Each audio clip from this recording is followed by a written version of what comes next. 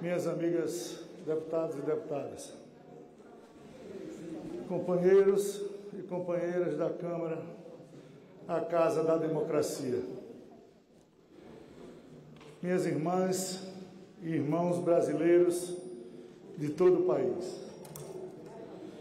Sei o peso e a dimensão da responsabilidade que Vossas Excelências acabam de me delegar ao me elegerem para presidir esta Casa pelos próximos 2 anos.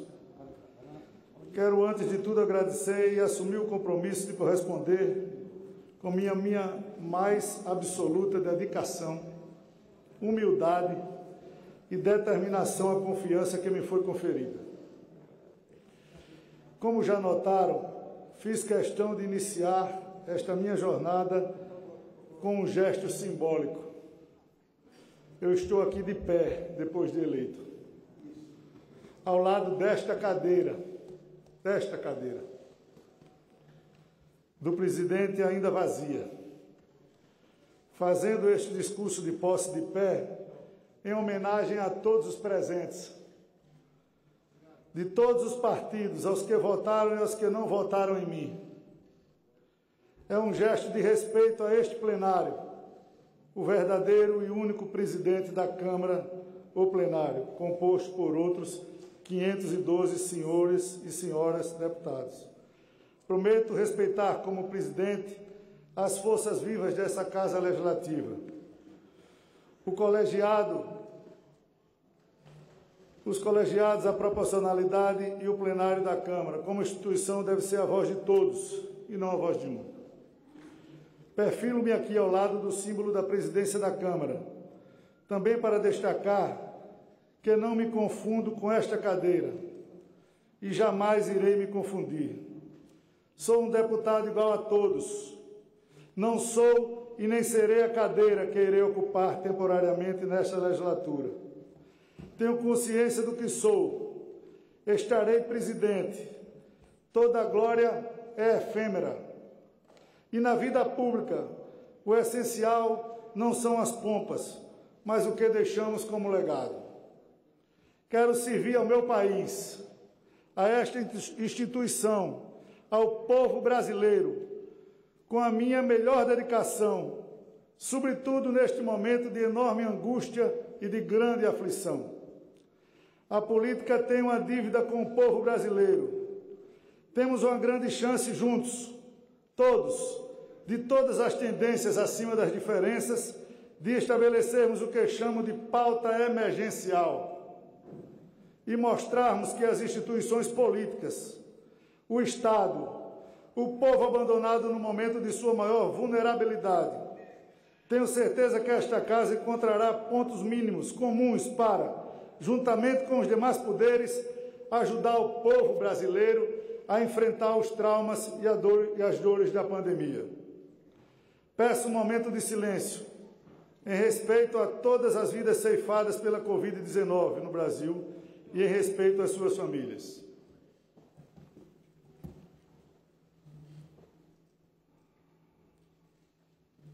Minhas senhoras e meus senhores, aqui deste ponto de visão, é possível observar a arquitetura deste plenário.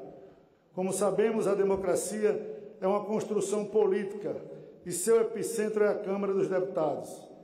Mas a Câmara é também uma construção física e seus elementos arquitetônicos são cheios de significados e simbolismos. Vejo à minha frente um grande corredor no centro do plenário. Há no centro como se fosse uma grande coluna vertebral que interligam as fileiras de forma de vértebras da esquerda e da direita. O corredor do centro, as fileiras da direita e da esquerda, em todas as suas extensões até seus extremos, constituem a espinha dorsal da democracia. A Câmara é, e sempre foi, a espinha dorsal do regime democrático. Aqui ao lado, a cadeira da presidência está postada bem ao centro da mesa. É para nos lembrar que a presidência deve ter neutralidade, deve ser equidistante. A cadeira é giratória para que seu ocupante seja capaz de olhar para o centro para a direita e para a esquerda.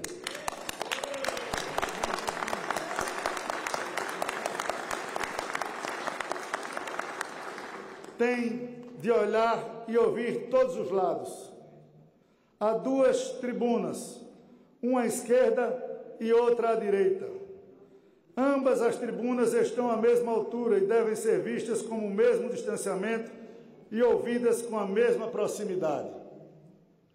A própria mesa diretora, como destaquei no discurso anterior, define bem o caráter coletivo e não individualista que deve inspirar a presidência. Não há um trono no plenário, não há. Portanto, um soberano. O presidente não tem uma mesa individual. O presidente trabalha ao lado dos demais membros da mesa. A arquitetura desta casa é clara.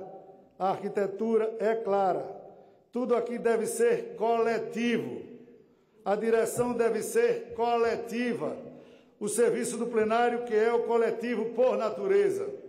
Não nos esqueçamos de um recado que os idealizadores desse espaço deixaram para nós e para todos que venham ocupá-lo um dia.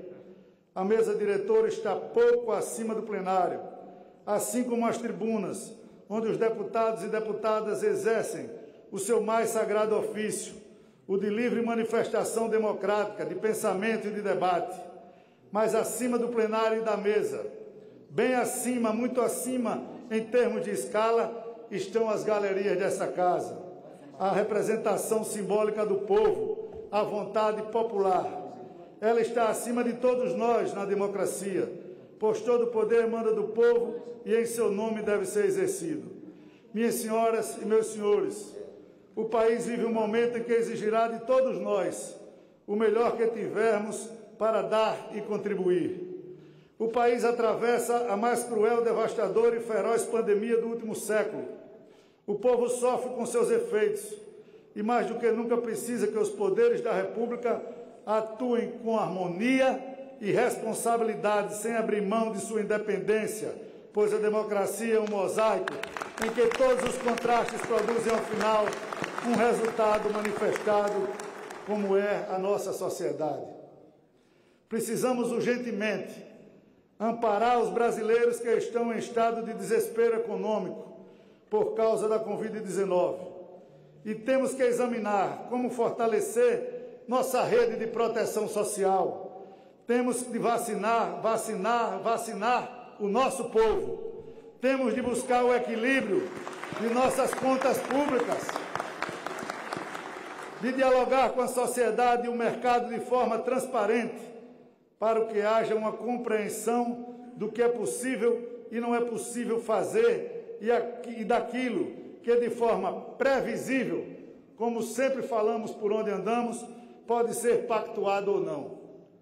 Irei propor ao novo presidente do Senado, neste caso já eleito também, o senador Rodrigo Pacheco, de Minas Gerais, a quem parabenizo pela eleição na tarde de hoje.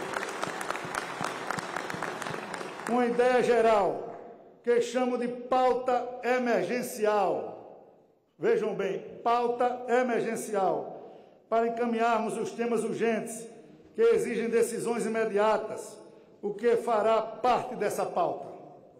Não serei eu que irei dizer, seremos nós. Todos nós.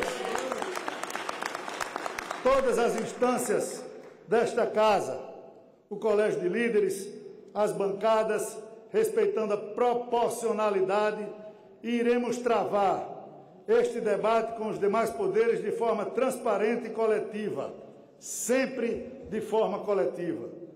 Temos de avançar nas agendas de reformas do Brasil, reformas que, posso dizer, vêm sendo tentadas por sucessivos governos, de diferentes orientações, mas no contexto atual e no alarmante quadro fiscal em que nos encontramos, são mais urgentes do que nunca.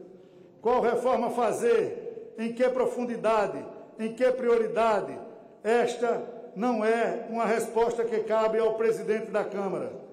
Esta é uma pergunta que o presidente da Câmara deve fazer a todas as senhoras e os senhores parlamentares, ao governo, aos setores da sociedade civil, aos sindicatos, aos setores produtivos do mercado, só para então obter uma resposta e dar à sociedade. O que eu não terei em relação a ninguém é qualquer tipo de preconceito. Diálogo, preconceito e solução são variáveis que não produzem nenhum resultado se colocadas na mesma equação. Eu sou uma pessoa que buscará o diálogo e as soluções. É nessa equação que eu acredito. Eu, pessoalmente, tenho as minhas opiniões, mas como presidente da Câmara, minha opinião deve se refletir à da maioria desta casa. Nosso regimento é tão sagaz sobre a neutralidade que deve guardar o ocupante desta cadeira que define, como também já destaquei, que não é o único deputado que não vota, é justamente o presidente. Ele coordena os trabalhos, ele se esforça na construção dos consensos, ele escuta, compartilha, interfere nos debates, pontua, mas determina o regimento. Quando um deputado assume o mais alto posto dessa casa, ele automaticamente renuncia ao direito de ter posições, o direito do voto. A neutralidade deve marcar o exercício da presidência, o respeito aos ritos, à maioria, à minoria e a cada um. Durante a campanha, disse inúmeras vezes que tínhamos que deixar de ser a Câmara do eu e sermos a Câmara do nós. Isso não é mero artifício retórico, é um impositivo da institucionalidade e uma necessidade do nosso tempo. A Câmara do eu é uma alegoria que eu usei para descrever o excesso de concentração de poder nas mãos do presidente. Isso não é ruim apenas porque distorce o princípio da coletividade e colegialidade de uma casa legislativa. É ruim, sobretudo em momentos de crise, porque emite um sinal de falta de previsibilidade para o país, para os mercados, para a sociedade e para o mundo. Quanto mais prezarmos os ritos, dando voz a cada deputado, como destaquei como mote de minha campanha, estaremos tornando o processo de decisão mais participativo, mais democrático e, portanto, mais transparente, e menos sujeitos a imprevisibilidades. Dos personalismos, dar voz aos deputados não é uma concessão, um autocontrole, uma autocontenção, porque esta casa quem deve falar e o presidente deve dizer apenas o que a maioria desta casa pensa, e não apenas o que ele pensa. Quero agradecer, para encerrar, ao deputado Baleia Rossi, meu amigo talentoso e habilidoso líder, presidente nacional de um partido como o MDB. O deputado Baleia ajudou com sua candidatura o debate democrático. Eu gostaria de agradecer ao deputado Baleia Rossi. Fim da disputa, todos somos nós representantes de um só povo, o povo brasileiro.